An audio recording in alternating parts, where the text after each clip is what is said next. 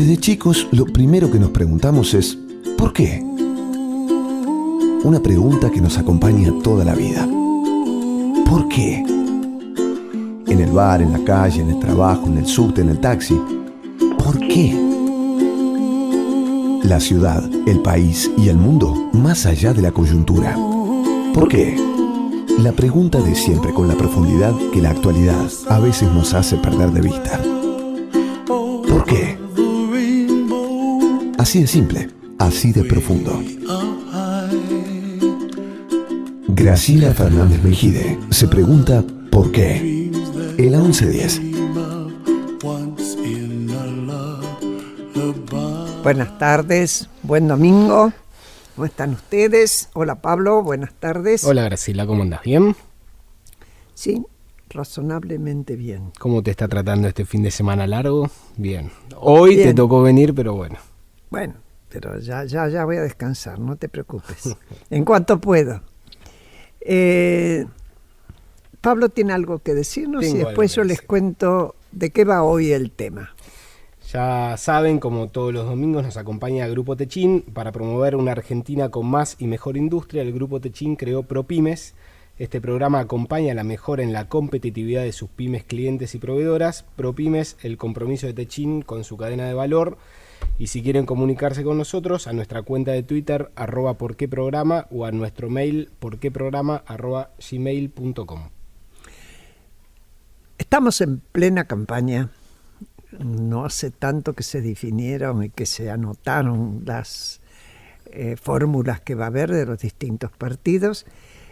Y está claro que desde que yo hacía campaña hace bastantes años a hoy, han variado. Es decir, hay recursos que no varían, son tradicionales, son lógicamente tradicionales, pero se ha incorporado una cantidad de recursos que tienen que ver con la comunicación hoy en soportes diferentes, tanto de Twitter como de Facebook, como de Instagram, como de distintas redes. Yo no soy una experta en eso, más bien le huyo, porque siento que se me abalanzan apenas asomo la nariz y me da como susto.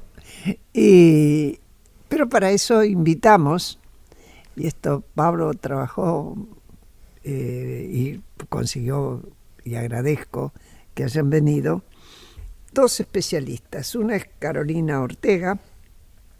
Ella se especializa en estrategias de comunicación en social media y es fundadora de la consultora La Jefa Comunicación. La jefa es Carolina, sin duda. No, por si tenían, claro. Por si sospechaban que no, sí. Y Luciano Gallup es especialista en medios sociales, comunicación política y análisis de datos. Y está al frente de la agencia Menta Comunicación, donde es jefe. También. Bueno, estamos con jefes de la comunicación. Rodeados de jefes. Rodeados de jefes, así es. Jefes y jefas, Graciela, ahí está. Y no de hogar. Y bueno, de hogar también, también. ¿no? De hogar también. Bueno, el que quiere nos comenta en qué ha variado para ustedes. Ustedes son jóvenes, pero de todas maneras conocen los medios tradicionales de la propaganda política. ¿Y en qué cosas ha variado sensiblemente hoy la propaganda política? Empiece el que quiera. Bueno, es más, se pueden preguntar entre ustedes, esto no es... divertido, dale, vamos por ahí. Claro. A ver, para intentar resumirlo bastante, para habilitar después más la charla, me parece que en realidad lo que las redes sociales aportan no es tanto una revolución, sino una ampliación, que es una ampliación de lo que conocemos como esfera pública. O sea, históricamente se participó de diversas formas, desde la plaza hasta la radio, hasta la tele, hasta los medios, hasta los diarios. Y hoy las redes, la novedad que traen es ampliar eso, ampliarlo mucho y ampliarlo en formas novedosas, sobre todo en relación a lo que es la velocidad, la inmediatez, ciertas cuestiones que tienen que ver con lo que conocemos como autopistas de la información. Que claro. La información viaja rápido, no solo en redes sociales, en el mundo bursátil también, pero las redes sociales permiten esa ampliación. Y al permitir esa ampliación empiezan como a discutir lo público y lo privado, que no es propio solo de las redes sociales, pero que se meten bastante adentro de esa tensión.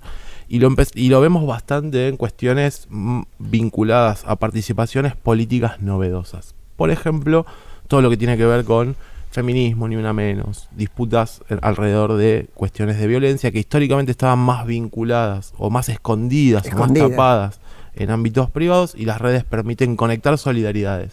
Gente que tiene acceso a la esfera pública de formas novedosas se conecta y se solidariza o puede construir política desde ahí. Y también la denuncia, ¿no? Y también la denuncia.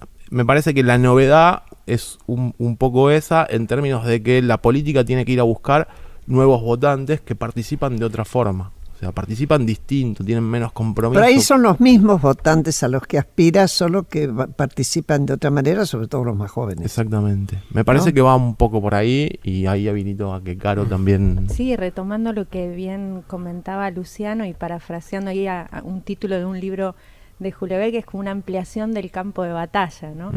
Sobre todo ahora en etapa electoral. Los misiles van por Twitter. Los misiles van por varios lugares, digamos. Claro.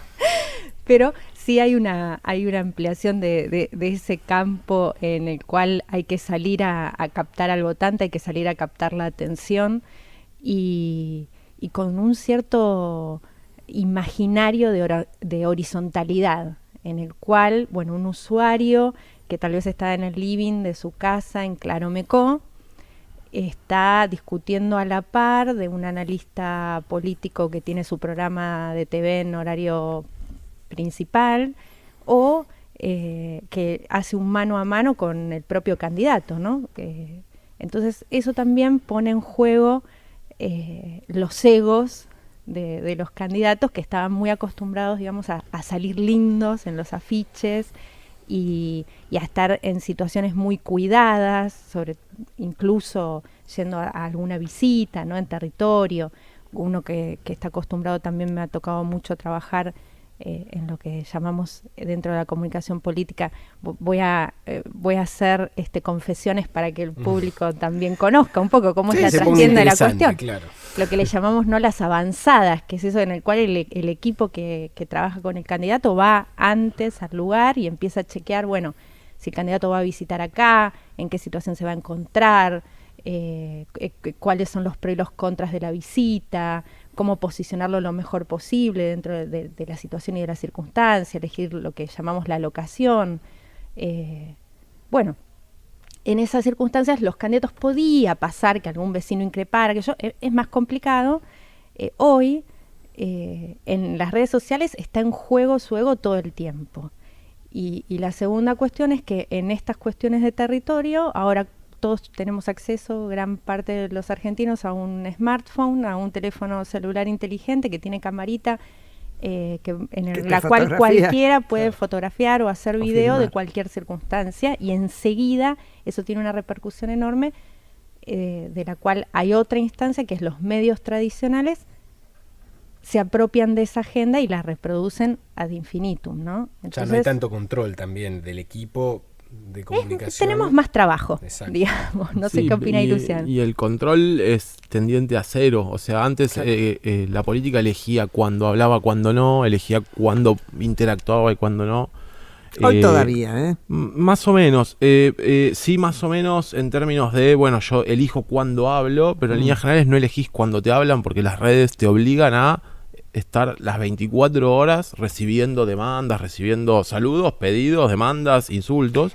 Y por otro lado... pero no siempre contesta el candidato. No, de hecho no siempre hay que contestar. Claro. Pero por otro lado también un barrimiento, de nuevo, muy fuerte entre lo que era la vida privada de los políticos y la vida pública. O sea, hoy estás básicamente en campaña los 365 días del año, las 24 horas, y estás con una cámara en el cuello todo el tiempo, porque sea donde sea que estás, hay ciudadanos con una cámara de fotos en su poder, con lo cual eso tensiona un montón a los equipos de comunicación con más trabajo, pero tensiona mucho esto al ego del candidato o de los políticos o de los dirigentes, y a su capacidad de trabajo.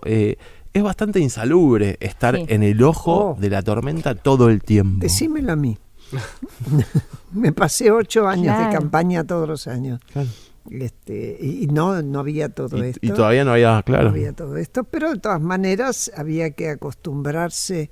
Yo, a medida que ustedes estaban hablando, pensaba en las dificultades de muchos candidatos de aceptar en la época en que, del 83 para adelante, digamos. Recuerdo uno, por cierto, no voy a dar nombres. Era Todos del queremos interior. nombres ahora. No. Vinimos No, a no, enterarnos. además No lo haremos, no lo ya haremos, No tiene, ya no tiene sentido, que era de una provincia del interior y lo despertaron temprano en una radio y empezaron a hablar, qué sé yo, y de repente se oía el ronquido. Se había quedado dormido. Es decir, era falta de hábito. Yo recuerdo que uno saltaba, yo a las 6:30 de la mañana saltaba y me sentaba, en aquella época fumaba, y para no toser prendía un cigarrillo. Es decir, ya tenía como un tic y contestaba lo mejor que podía, lo más lúcida que podía, pero no me iba a quedar dormida. Ahora, la gente que no estaba acostumbrado, ese señor se quedó, fue muy cómico, Sí. pero tampoco fue tan difundido porque no estaban las redes. Claro, Bueno, hoy en sería... en lo que hablamos de esto de ampliación de esfera, alguien que se queda dormido y ronca en una radio de un pueblito, antes quedaba en el pueblito, por ahí lo tomaba algún periodista. Hoy es viral a las 2 horas y es el candidato del mundial. pueblito que roncó en una entrevista. Y a lo mejor gana, Puede ser. porque Bueno, por ahí lo conocen. Que en recuerdo de eso, bueno, a uno como oyente de radio nos pasaba, yo desde equipo de comunicación también, de candidatos tal vez que eran más nocturnos y tenías que lidiar con la primera mañana de las radios, no 6 de la mañana, que es muy escuchado además, y siempre jorobábamos porque había un candidato que era muy prístino, la voz fresca, y de fondo yo decía, tiene un grabador con pajaritos grabados, y se lo ponía porque vos escuchabas eso y te daban ganas de estar ahí con el tipo tomando mate. Y nos pasaba con otro que, pobre, no, era realmente muy nocturno y ¿no? Esas voces que te das cuenta que Que tenía que hacer gárgaras. dormido, el fondo, viste, muy pesado, se escuchaba espantoso. Bueno, como bien dice Luciano, hoy eso sería noticia, ¿no? El tipo Claro. se queda dormido o sale, así le hacen lo que llamamos un meme, ¿no? Un Claro. chiste viral que enseguida se empieza a reproducir en las redes y después en la tele, en los portales, ¿no? Tiene una difusión enorme. Y hay cuestiones que hasta se han hecho ya parte del imaginario social. Hay un montón de chicos, 11, 12 años, que no tienen, digamos, no les interesa o no están en la cuestión política, pero que retoman Claro, Este- porque les resulta cómico. porque les resulta cómico y Claro. retoman chistes y cuestiones de la esfera política desde el lado del humor. Fíjate vos, o fíjense ustedes, cómo hay una creencia que resultó falsa, pero tenía que ver con esto. Mucha gente, cuando explica por qué Alfonsín le gana a Luder, habla del cajón de Herminio. Herminio Iglesias era un líder que era de Avellaneda, muy tosco, muy tosco, y no se le ocurrió nada mejor en la última gran concentración, que fue muy grande también, igual que fue la de Alfonsín, en la avenida 9 de Julio, terminar un acto peronista quemando un cajón que tenía las siglas de la UCR, o intentándole prender fuego y demás. Ahora, en realidad eso no se enteró nadie, porque la televisión ya estaba apagada, que era lo que más te transmitía. Entonces fue algo que se agregó, entró en el imaginario, Sí, como sí. la revoleada de los bolsos de López. Jamás revoleó un bolso, los depositó. Y la gente te está describiendo hoy el depósito de los bolsos y dice el que revoleó los bolsos, y los llevaba cuidadosamente, porque cuidaba sus dólares, no va a hacer que se desparramaran, pobre. Y lo de Herminio Iglesias fue así, no fue cierto que se enterara la gente de que había quemado el cajón. Además ya la tendencia estaba marcada y terminó como terminó. Pero como logra instalarse relatos también, ¿no? Pero se instaló el relato y se instaló, y todavía hoy hay quien te dice el cajón del niño. Sí, yo ahí lo que veo también es, tendemos a explicar los fenómenos electorales a partir de causas únicas porque nos resultan más fáciles de entender y más tranquilizadores. Así Y es. el cajón de Herminio Iglesias es el Facebook de Trump para Claro. ganar la elección 2016. No cambió mucho eso. O sea, lo que cambia es la causa que encontramos, pero de pensar que por el cajón de Herminio Iglesias, que no vio nadie, que ya habían cerrado los diarios, que la tele ya no transmitía, a pensar que Trump es presidente del principal país del mundo porque Rusia invirtió $200.000 en noticias falsas, son esas explicaciones tranquilizadoras a las cuales también el periodismo muchas veces ayuda porque resulta son mucho más fácil simplificadoras. Claro. escribir una nota diciendo fue por esto que escribir una nota diciendo no sabemos qué pasa en el mundo, no entendemos las democracias en crisis, es mucho más complejo. Entonces, me parece que esa idea de los mitos que construyen explicaciones hoy la tenemos muy presente alrededor del tema noticias falsas, posverdad. Absolutamente. Claro. Escuchaba a Graciela y escuchando a Luciano me venía a la reflexión en relación a esta cuestión. Le ponemos un nuevo nombre, ahora está de moda decir fake news, que no deja de ser ¿Qué los es? Noticias trascendidos, falsas. claro, y las operaciones, exactamente, que son históricas, ¿no? Y esto de la sensación de simplificar los procesos y bueno, dar por cierto o asequible, digamos, la cuestión de un resultado electoral a partir de un hecho fortuito, sí, en definitiva es una anécdota, ¿no? Es una anécdota. Y en relación a eso, bueno, el rol que cumple lo que antes era el boca en boca, ¿no? O la charla en el bar, y que eso exactamente con las redes sociales se ha dimensionado a escala planetaria y hace también que incorporemos, no la tenemos tan presente como una red social, pero lo es, y se ha puesto ahora de moda porque justo el oficialismo ha salido a instalar que van a hacer una suerte de campaña a través de WhatsApp. Entonces ahí viene otra cuestión, que es eso de las relaciones. Siempre en el fondo están las relaciones humanas, ¿no? Y el Absolutamente. principal es el contacto, sea por teléfono, sea en el bar, sea en la cola del banco. Las relaciones humanas están ahí. Y en cuanto juega el no, me lo mandó, ¿no? Un vecino, mi primo, y esto de empezar a hacer circular estas noticias falsas a Claro, través de están estos las canales. relaciones humanas y están los hechos concretos de la política. Por ejemplo, hace 2 o 3 días aparece una noticia de que hacen volar 2 barcos petroleros y Estados Unidos inmediatamente apunta a Irán. Y por otro lado, alguien deja correr, a lo mejor hasta se lo puso Estados Unidos como la excusa, como hizo con Cuba cuando quiso sacarle todos esos territorios a España, que de hecho lo consiguió. Mandando a pique un navío propio, ¿no? El Maine. Entonces uno dice, bueno, está bien, entonces no había redes, todo era muchísimo más difícil de comunicar, no había televisión, no había nada. Sin embargo, el hecho político que explota te produce un efecto de repercusión y llega a los ámbitos donde puede llegar. Yo creo que la red llega a ámbitos más extendidos. Ahora, ¿cuánto convence en todos los ámbitos? Ahí es otra pregunta. El tema ahí me parece también es cuánto las personas se quieren dejar convencer. En líneas generales hay un sociólogo español que se llama Manuel Castells que dice los seres humanos son avaros cognitivos.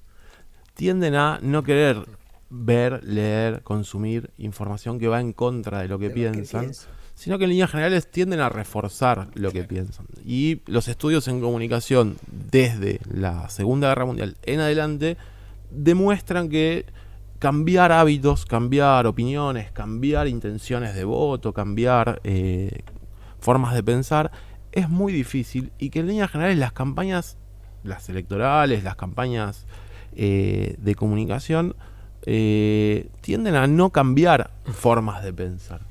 Con lo cual, mismo esto, el fenómeno de las noticias falsas o de la distribución de información falsa, uno debería pensar y sospechar que están mucho más orientados a hablarle a los ya convencidos de esa información reforzar sus identidades, sí. y no tanto a hablarle a quienes vos querés que cambien de opinión.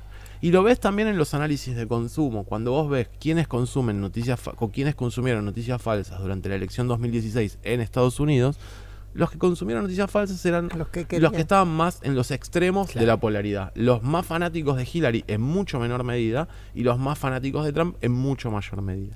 Y ahí también se empieza a despuntar el que es un fenómeno también económico, es una empresa la distribución de noticias falsas, porque quienes más distribuyeron información falsa eran, por ejemplo, un grupo de adolescentes macedonios que se dieron cuenta que los votantes de Trump hacían más clic.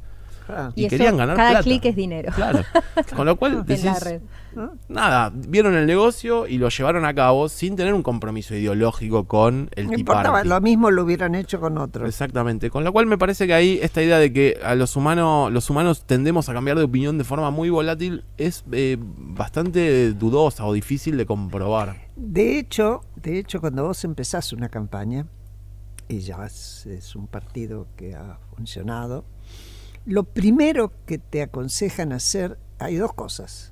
La primera es el nivel de conocimiento del candidato o la candidata. La segunda es cómo alambras tu núcleo duro. Cazar en el zoológico. Exactamente. Claro. ¿Cómo alambras tu núcleo duro? Ese lo tenés que reforzar. De ahí, porque de ahí vas a tener quien emita a los no convencidos. Si es que se toman el trabajo, ¿no? Pero lo primero claro, que de ahí partimos. De ahí partimos, que no se me escape ninguno de los que ya estaban. Y si alguno se escapó, a ver cómo lo recojo. Ese es el primer trabajo que hace cualquier tipo en campaña. Ustedes ya lo tienen que saber, ¿o no? Así es, como bien dice Luciano, en cuanto al consumo, se está viendo ahora en algunas mediciones que se hallan en relación a esto de las noticias falsas, siguen apuntando hacia lo mismo, digamos, los públicos convencidos son los que las reproducen y es así, y en los extremos, digamos, de la cadena, y está pasando lo mismo, lo poquito que ya se empieza a vislumbrar, capaz Luciano tiene más números, van en consecuencia con eso. Después está lo que algunos cientistas llaman el easy rider, ¿no? Que es este votante que, bueno, va avanzando y en relación a situación económica, lo que llamamos imaginario en cuanto a la expectativa, ¿no? ¿Cuáles son mis expectativas en relación a lo que viene? Y también los ciclos, es medio hegeliano, pero los ciclos que tienen de auge y caída, todos los ciclos políticos, ¿no? Muchas veces se quiere explicar algo por el cajón de Herminio, sino que son cambios de época, ¿no? Cambios de paradigma en relación a cuáles son las expectativas que ese gran núcleo del centro empieza a percibir, a captar.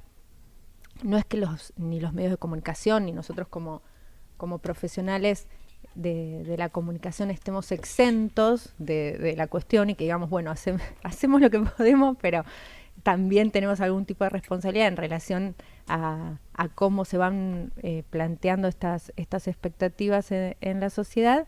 Bueno, en relación a eso es que después se van definiendo, pero a veces se le da como mucha importancia, se le da mucho peso porque es más fácil a la hora de explicar el fenómeno, ¿no?